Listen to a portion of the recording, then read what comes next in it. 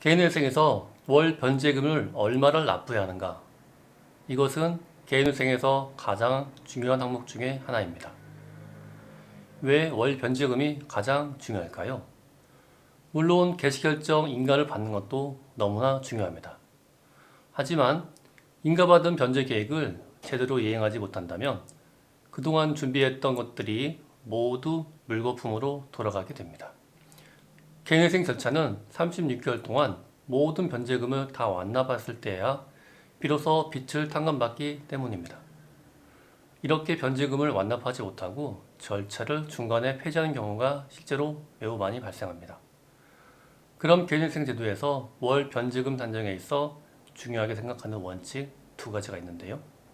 첫 번째는 가용소득 전부 투입의 원칙이고 두 번째는 청산가치 보장의 원칙입니다.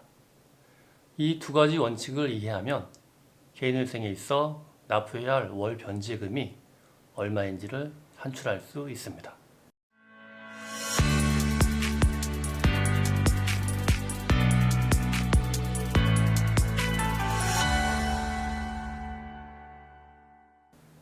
첫 번째, 가용소득 전부 투입의 원칙입니다. 채무자의 월 소득에서 각종 재세공과금과 최저생계비를 공제한 나머지 소득을 가용소득이라 하고 이러한 가용소득을 36개월 동안 빠짐없이 전부 변제금에 투입하는 원칙을 가용소득 전부 투입의 원칙이라고 합니다. 그러면 이것을 작게 세분화해 보면 월 소득과 최저생계비를 구하면 월 변제금을 산출할 수 있습니다. 월 소득은 월 평균 수입에서 주민세와 사례보험료를 공제하면 됩니다. 채무자가 법원에 신고한 본인의 월 소득이 투명하고 객관적인 자료가 있다면 아무런 문제가 되지 않습니다. 하지만 현재 최저임금보다 적게 벌고 있는 경우나 채무자의 소득에 대한 과거 자료가 적은 경우나 최근에 소득이 줄어든 경우 등은 실제보다 줄여서 써낸 것은 아닌지 더 많이 벌 수 있는데 일부러 적게 버는 것은 아닌지 일단 의심을 해보게 됩니다.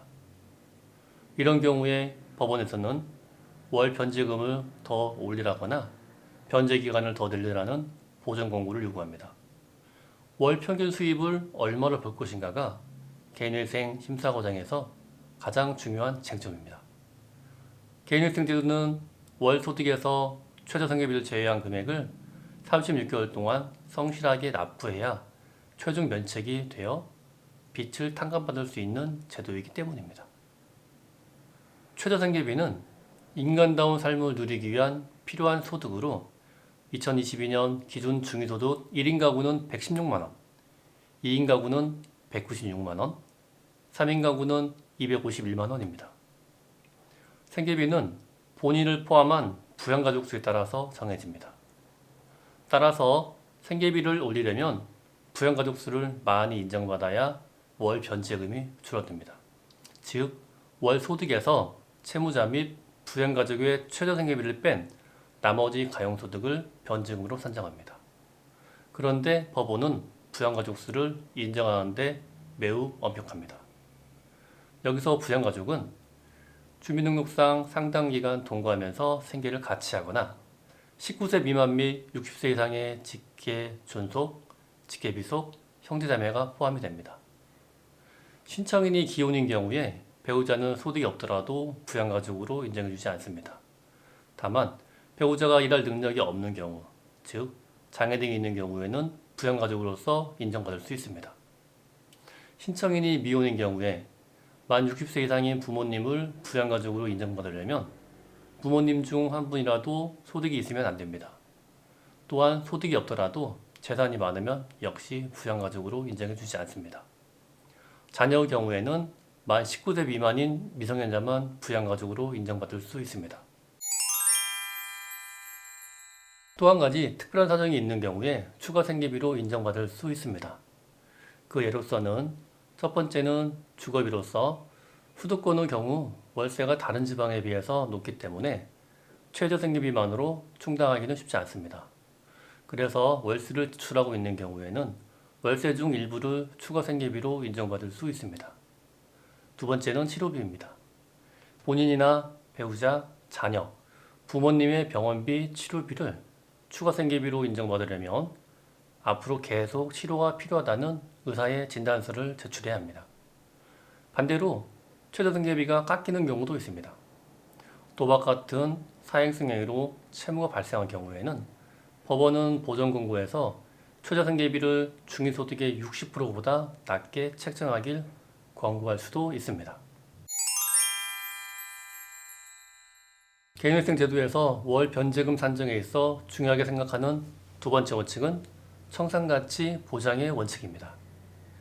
개인회생 채권자가 채무자에 대한 파산 신청 절차에서 배당받을 수 있는 가치를 청산가치라 말하는데, 개인회생 절차에서는 채무자는 청산가치 이상의 변제를 하여야 하는 원칙을 청산가치 보장의 원칙이라 합니다. 즉, 개인회생은 3년 동안 조금씩 월 변제금을 납부를 하면 나머지 채무를 탕감받는 절차인데, 3년 동안 변제하는 것이 현재쯤에서 재산을 처분해서 변제했을 때보다 더 많이 갚아야 하는 원칙을 말합니다.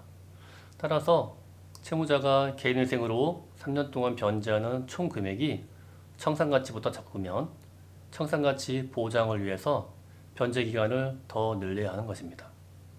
또한 청산가치 보장을 위해 자연스럽게 월 변제금이 올라갈 수밖에 없습니다. 이 청산가치는 본인의 재산뿐만 아니라 배우자의 재산 2분의 1도 반영이 되기 때문에 결혼을 하신 분이라면 더 부담이 될 수밖에 없습니다. 그렇다면 개인회생을 신청하기 전에 재산을 처분하면 청산가치가 줄지 않느냐, 또는 예금이나 보험금을 해약하여 인출하면 청산가치가 줄지 않느냐고 반문할 수 있는데요. 이러한 재산들을 처분하여 어떻게 사용한다는지, 예금을 인출하고 보험금을 해약한 금액을 어떻게 사용하였는지 모두 소명하여야 하기 때문에 정당한 사용처가 아니라면 청산가치는 줄어들지 않습니다. 아울러 부인권이라는 것 때문에 이미 내 손을 떠난 재산도 청산가치로 포함시킵니다. 개인 채권자에게 편파 변제한 금원이나 다른 사람에게 증여한 재산이나 헐값에 처분한 재산 모두 다 청산가치에 포함이 됩니다. 왜냐하면 부인권으로 채무자 소유로 다시 원위치 시킬 수 있기 때문입니다. 법원은 부동산은 최근 5년까지 조사하고 예금 같은 경우는 2년까지도 조사하여 부인권을 행사할 만한 것이 있는지 확인을 하고 있습니다. 그렇다면 청산가치를 줄일 수는 없을까요? 배우자가 있는 경우에 배우자 재산 중 2분의 1 지분 형성 경위가 채무자는 전혀 기여한 바가 없고 오로지 배우자의 능력으로 취득했음을 소명하면 청산가치에서 제외될 수 있습니다. 예상 퇴직금의 절반도 청산가치에서 빼고 계산하시면 됩니다. 퇴직금은 절반이 아닌 전부를 빼고 계산하시면 됩니다. 전월세를 살고 계신 분들은 보증금 중에서 주택임대차보호법상 소액보증금에 해당하는 금액만큼은 재산에서 빼고 계산하시면 됩니다. 아울러 자신이 가지고 있는 예금 총 합계해서 185만원, 자신이 계약자인 보험 후 예상해약 환급금 합계해서 150만원은 각 계산할 때 빼고 계산하시면 됩니다. 지금까지 가용소득 전부 투입의 원칙과 청산가치 보장의 원칙을 통한 월 변제금 산정 방법을 알아보았습니다. 이 부분이 개인회생에서 가장 어려운 부분 중에 하나입니다. 다시 한번 정리하면 월 평균 수입, 부양가족수, 최저생계비, 청산가치를 이해하였다면 월 변제금을 산정하실 수 있을 것입니다. 오늘은 여기까지 말씀드리겠습니다. 궁금한 게 있으시면 언제든지 전화 주시면 성심껏 답변해 드리겠습니다. 지금까지 안준호 법무사였습니다.